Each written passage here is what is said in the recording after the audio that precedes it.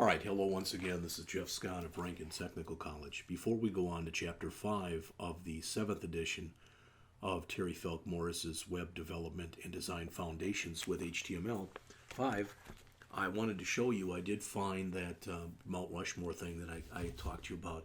So if you notice, no hyperlinks here, but I did set this up as an image map. So if you're around Washington, or if you're around Jefferson, or if you're around Roosevelt, or if you're around Lincoln, notice you can see how I kind of set that up. It wasn't great, but it goes to a George Washington President's page. It goes to a Thomas Jefferson President's page. It goes to a Theodore Roosevelt President's page, and it goes to an Abraham Lincoln President's page.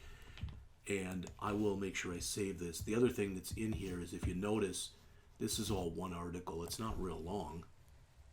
All right. But I can jump to any spot on the page. I thought I could jump to any spot on the page. All right. Maybe I don't have those set up. But the go to top does work. So I can be any place and I can jump back to the top.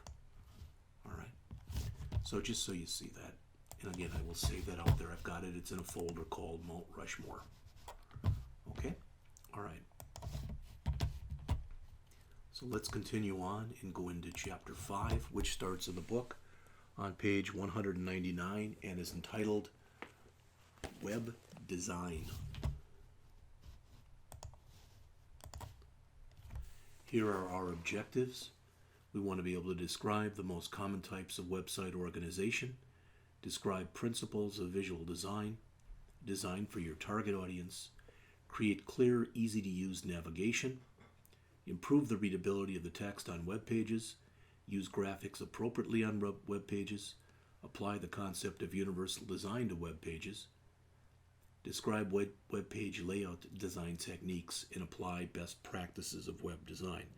So this chapter just discusses what the author considers to be recommended web design practices, including site organization, navigation design, page layout design, text design, graphic design, choosing color schemes, and different accessibility considerations. So the first thing that's up here is to design for your target audience. And what they show here are a couple different websites. They're also shown in the book on page 200. The first one that you see up above is, I believe it's for Nassau. You can see that it's very graphical in nature, could appeal to both adults and to children, where the second one, which is from the Bureau of Labor Statistics, has a totally different look and feel. You can see that it's textual based and probably would be something you'd be more likely to, to have adults look at. So whereas the first site draws you kind of in, the second site provides a lot of different choices. They're both, it's not that one's better than the other, it's just that they're two different types of sites. Websites are typically organized in one of three manners, either in a hierarchical organization, a linear organization, or a random organization. With a hierarchical organization, all right, you have something set up very similar to what you see right here. In other words, from your home page, you'll be able to get immediately to three other pages: an about page, a contact page, and a products page. From the products page, you'll be able to immediately get to two category pages. What you're starting to see here is a kind of a diagram of what the site would look like. This is more or less what's referred to as a site map, which we'll talk about in a few chapters. So you've got a clearly defined home page and you've got links to the other major pages. That's kind of the hallmark of a hierarchical organization. Now, you can't have problems when you do this, because what you can end up having is something that's considered to be too shallow. Now, if you look, 1, 2, 3, 4, 5, 6, 7, 8, 9, 10, there's 12 pages immediately off of the home page. That's typically not what you're going to want. All right, what you're going to want to do is you're going to want to take this and organize it into fewer, more easily managed topics, and it's something that they refer to typically as chunking. So whereas this one is too shallow, this one, which is shown in the book on page 202, is too deep. All right, so you're going down too many levels. Notice they talk there about the 3-click rule. Ideally, a person on a website can get to any information they want to in a maximum of 3 clicks. May or may not happen that way. All right. With a linear organization, as you can see, you kind of got it set up like a tutorial, all right, or a tour for a presentation. But as it says right there, it's designed in a sequential manner. Now, there are probably very few sites that are set up like this, but in the right site, it does make a lot of sense. The final one is known as random organization. There's no clear path. And it's not typically used for a commercial site because it's too hard to get around. Now, one thing about this, and I've given this kind of analogy before, so just because I like to use ones that, whether they're computer related or not, that people can understand, and that is that if you remember the movie Big with Tom Hanks that was out years ago, and Tom Hanks was a little kid and he wished that he was big, and he grew up and he was. Well, point is, eventually he got a job. I think it was with an advertising agency or something like that. And he wanted to make a comic book, if you remember. In that comic book, you could go down different paths. And you'd go down different paths, and depending on the way that you went down these different paths, the story would be different. That's kind of like what you see here with the random organization. All right, just so you're aware of that. Some principles of visual design that they mention here. Repetition. Repeat visual elements where the designer repeats one or more components throughout a web page. You notice there's a very similar type of design on both the left and the right hand side here of the page. There is contrast. All right. There is proximity, where things that belong together are together. And there's alignment. So when you want to apply the principle of contrast, again, you want to emphasize the difference between page elements. You want to make the design interesting, and you want it to attract attention. For proximity, again, you want to take related items and place them physically close to one another. And for alignment, the designer organizes the page so that each element is placed, has some kind of an alignment, vertical or horizontal, with another element on the page. But another thing you have to worry about when you're doing all this is accessibility. Now, we talked about this back in Chapter 1, and I've mentioned things like ADA for the American Disabilities Act, and I've mentioned a few other things. All right, but there are a lot of things for you to think about, and a lot of different audiences for you to think about. Again, the idea is if you are working on a site that, let's say, is selling a product, then chances are you want to appease and make as many people happy as possible. All right, in an ideal world.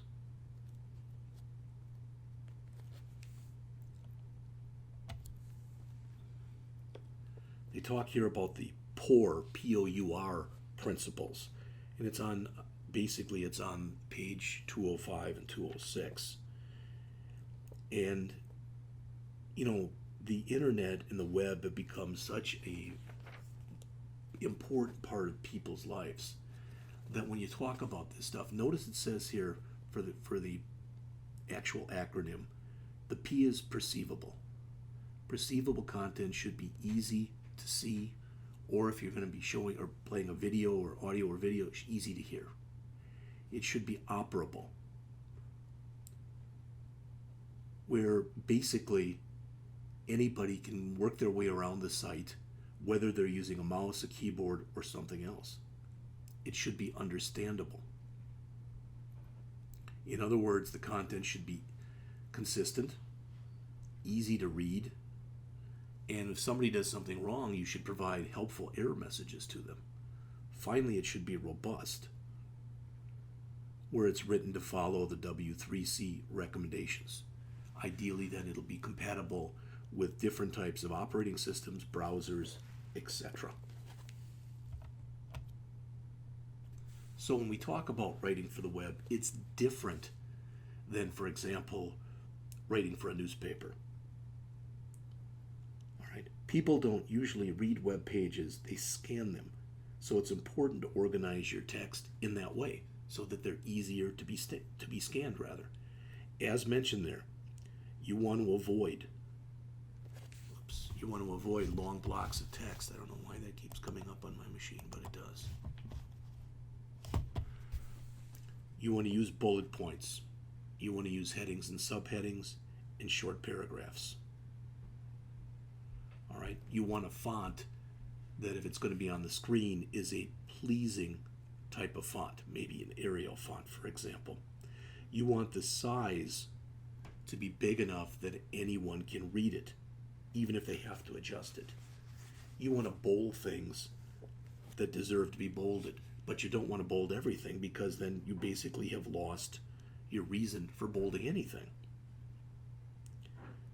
You want to make sure there's the font color contrast. All right, the line length should be only 50 to 70 characters, so you've got plenty of room for margin.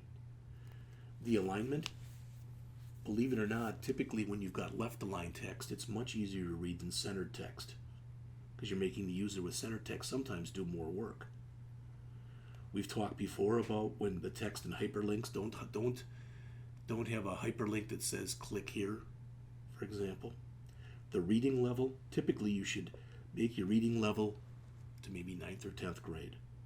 Spelling and grammar, you shouldn't have misspelled words. It still is amazing the number of people who do have misspelled words. And it's very interesting. This is me speaking. You may not agree with this, but there is a website out there that is literally called, if you've never seen this before, and the guy has actually written books on this. It's called websitesthatsuck.com. And what this guy does is he goes out and looks at terrible websites and talks about why they're terrible, etc. All right? So if you want to see some examples of typically really bad websites, you can go out there. Like I said, he's even written textbooks that go through the material. All right? Pretty much the same stuff that he talks about in here.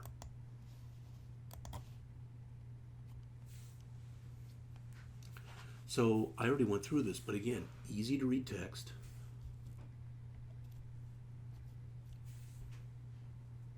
Talked about the hyperlinks. Yeah, check your spelling. Use color theory. This starts on the bottom of page 208 in the text. Color theory, as it says, it's the study of color and its use in design. There's a color wheel that's shown in figure 511 on page 209, and it's also shown in your book. There are different websites that you can go to that will generate color schemes for you, but it's good to have a working knowledge of color theory. This color wheel is a circle of colors depicting the primary colors, which are red, yellow, and blue, the secondary colors, which are orange, violet, and green, the tertiary colors, which are yellow, orange, red, violet, violet, blue, blue, green, and yellow, green. All right, and the reason that this stuff can be so important is what you want to do is you want to be able to mix colors on a website so that not only do they look nice together, but they're as easy for anyone else to look at and use as possible. Now, sometimes, you've noticed with Rankin, the school color is red. So you notice that there's a lot of red in the site. So sometimes you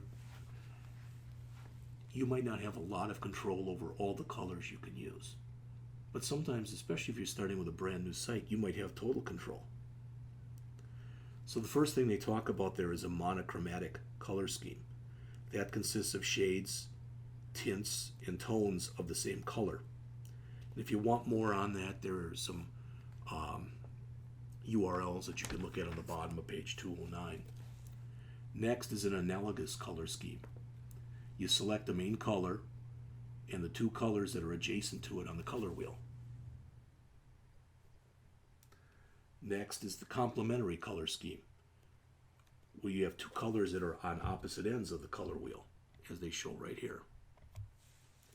Split complementary color scheme, where there's a main color, the color opposite it on the color wheel, and the two colors adjacent to the complement. Next is triadic color scheme, where you choose 3 colors that are equidistant on the color wheel to create, a thing of thirds. Finally, there is a tetradic color scheme, which consists of 4 colors that are 2 complementary pairs. Again, you look up and you go through and you look up colors online. There's a boatload of information. There are a lot of resources out there. There's colorschemedesigner.com, colorsontheweb.com, colorspire.com, etc. There's a lot of them. As it says, when you begin to implement a color scheme, one thing you want to do is choose a dominant color. And you want to use other colors as accentuating colors.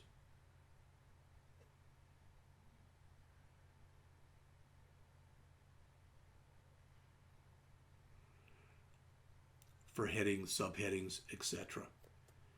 You want to make sure you've got a good usage of neutral colors.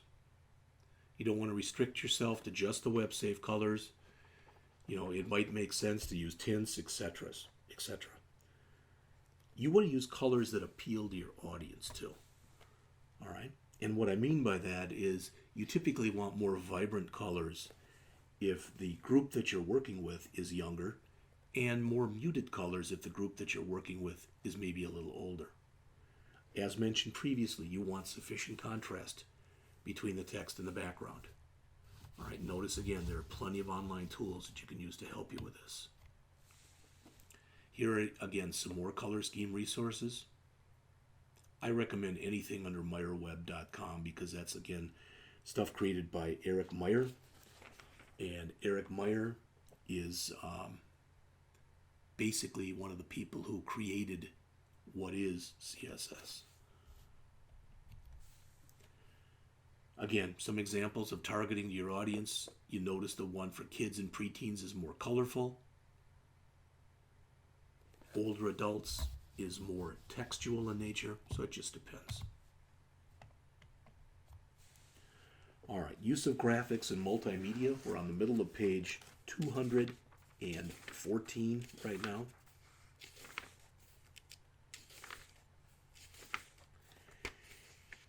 And as it says, some of the stuff that you want to be concerned with, file size and dimension do matter. You want to keep the file size and your image sizes as small as possible so your page will load as quickly as possible. You want to provide for robust navigation. You want to make it as easy for people to get around as possible.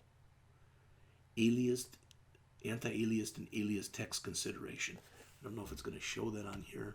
There's aliased. Notice the rigidness looking versus anti-aliased. You want to provide alternative text always for images. And you want to only use multimedia when it's necessary. In other words, don't include animation or flash just because you can. It gets tired fast.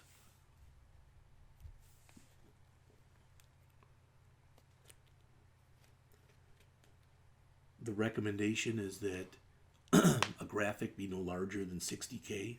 Again, just for loading purposes. We've already mentioned about using the alt tag always. And that should get the message across, even if for some reason the image is not there or the person looking at the site has some kind of a sight impediment. Again, use animation only when it actually helps.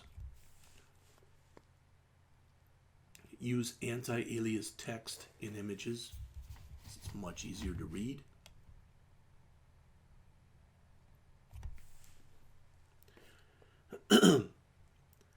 The best thing you want to happen, or the last thing I should say that you ever want to have happen, is that a user leaves your web page before it's finished loading.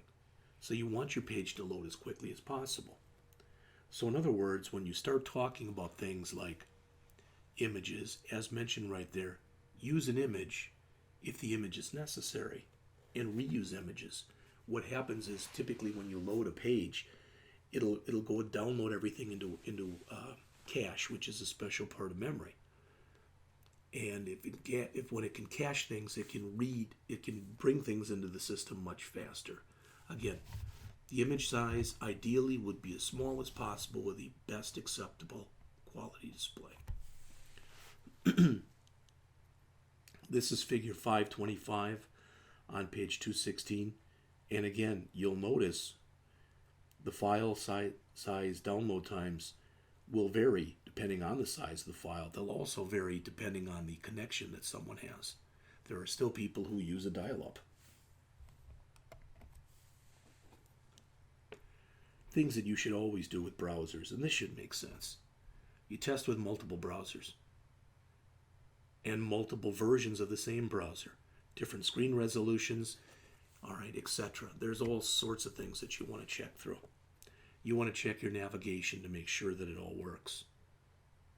Again, typically the navigation will either run along the top or it'll run along the side. You want to make sure you never have broken links.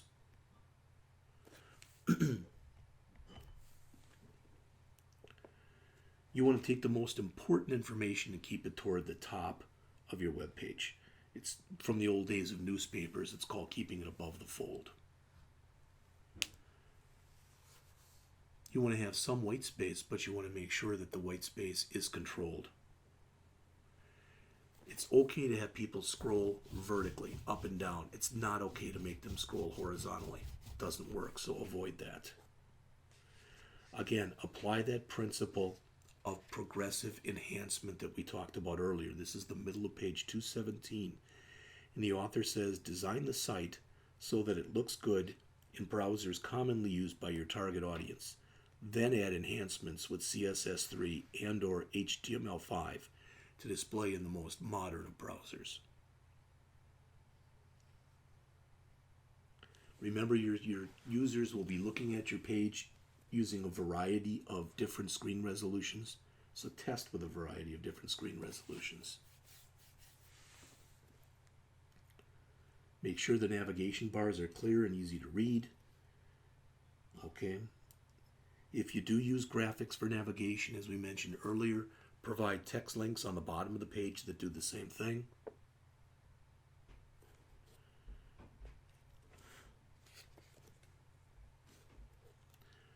Have a sitemap set up. We've talked about that before.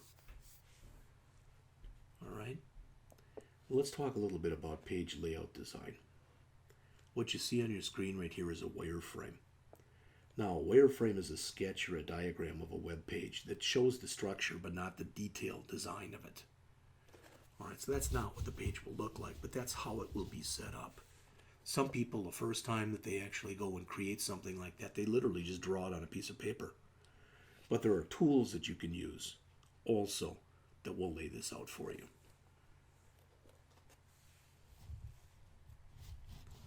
As it says, it shows the header, it shows the logo if you have one, there's your navigation, there's your content, there's your footer, etc.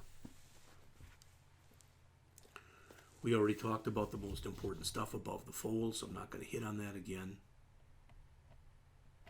As it says, this is usable, but it's kind of boring. There, you've added just some pictures and, not much else. And notice how much different it looks. You broke it up. Instead of one big column, it's now 3 columnar layout.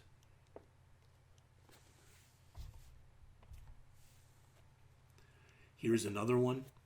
As it says, the columns of different widths are interspersed within the graphics. Now, just remember also that just because you think something is ideal or that's the way it should look, doesn't necessarily mean that's what everybody is going to think. One thing that we're going to be getting into in later chapters, they talk here about a fixed layout, and that's also sometimes known as a solid or an ice design, where the web page has a fixed width, and it may end up actually hugging a margin. So notice it's always got this width, but even when you're looking at it on a big device, it still has a certain sized width. So you can see the empty space up above on the right hand side and down below on both the right and the left hand sides. All right, and actually this looks much better than this. That's why it's important, again, to have a very nice color background to work with that. You can have a fluid layout, as shown on page 223, and it's also known as a liquid layout. The page is configured here using percentages for the widths, which typically tells it to take up 100%.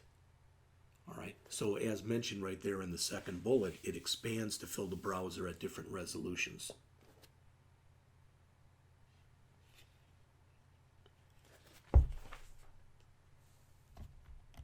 Now, a big thing comes in here when you start talking about, again, the mobile web.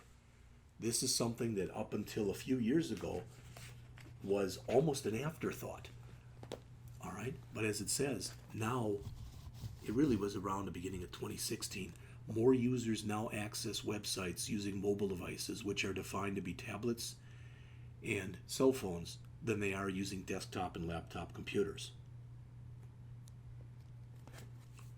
There's 3 approaches, as mentioned on the slide here, that you can take to designing. You can either create a separate mobile website, and some places do that. A lot of times it starts with M. All right. You can create a separate website hosted within the current domain targeted for mobile users, or you can use what's called responsive web design so that the same site will handle any size medium that's looking at it. Some things to keep in mind when you're working on this stuff, especially if you're on a cell phone, it can be as small as 320 by 240. You might have a lower bandwidth, so the person doesn't have Wi-Fi. You might have font, color, and different kinds of issues. It might be hard for people to work their way around if you put stuff too close together and somebody's got fat thumbs. Might be hard for them to go and click a hyperlink or whatever.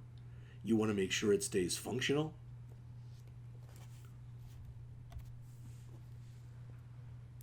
So the idea of responsive web design has come into play. Okay? And as it says right there, progressively enhancing a web page for different viewing contexts through the use of coding techniques. And we'll see this flexible layout idea, the idea when you use percentages and M's, which are relative units, as opposed to things like points and pixels, which are absolute units. All right. The author gives you a checklist on the bottom of page 225 and the top of page 226. It says, be aware of small screen size and bandwidth issues. Configure non-essential content to not display. Consider replacing desktop background images and graphics. Provide descriptive, alternative, or alternate text for images. Use a single column layout for mobile display. Choose colors to maximize contrast. All right, so again, in your book on pages 228 and 229, as we finish the chapter, the author does talk in here some more about responsive web design. So as mentioned, that's what the chapter was about. It's a fairly short chapter. On pages 228 and 229, the author gives a checklist of recommended web design practices. All right? And there's basically, it goes over all the stuff we've talked about in the chapter. So that finishes up chapter 5. As it says, we were introduced to some kind of standardized web design practices. And as mentioned here, the choices you make should be based on your particular target audience. That's it. When I come back again, I will be going into chapter 6, which begins in the book on page 239 and is on page layout. So I'll be back with that shortly.